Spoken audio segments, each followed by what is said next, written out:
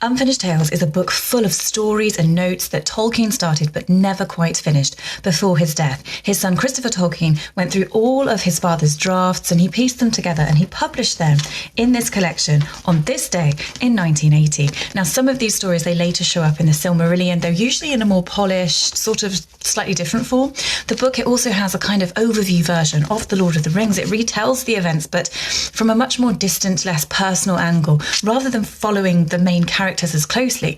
Now, unlike the Silmarillion, which was also published after Tolkien's death and then carefully stitched together into one big, flowing, really hard to read story, Unfinished Tales it's a bit rougher around the edges. Christopher mostly left these pieces exactly as his dad wrote them, only making small tweaks like fixing names. Since Tolkien, he had this he had a bit of a habit of giving the same character multiple names whilst drafting. Now, because of that, this book, it's not one continuous story. Some parts, they feel like half-finished tales, while others are more like notes and world-building details about Middle-earth. After each section, Christopher also added a bunch of commentary where he explains odd contradictions, or he even clears up some parts that might be quite confusing.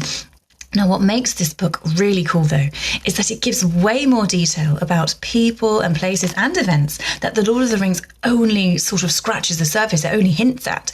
You get expanded stories like where Gandalf and the other wizards, the Astari, actually come from, the full tale of how Isildur died and how the One Ring was lost in the Gladden Fields, and even the story of how the Kingdom of Rohan was founded. Basically, it fills the gaps that gives Middle-earth just extra depth and detail. One of the standout parts of this book that I have to mention before this video ends is Tar Aladarion and Erendis. Now, it's actually the only full tale we have about Númenor before its downfall, and to make it even better, Unfinished Tales includes the one and only map of Númenor that Tolkien himself drew.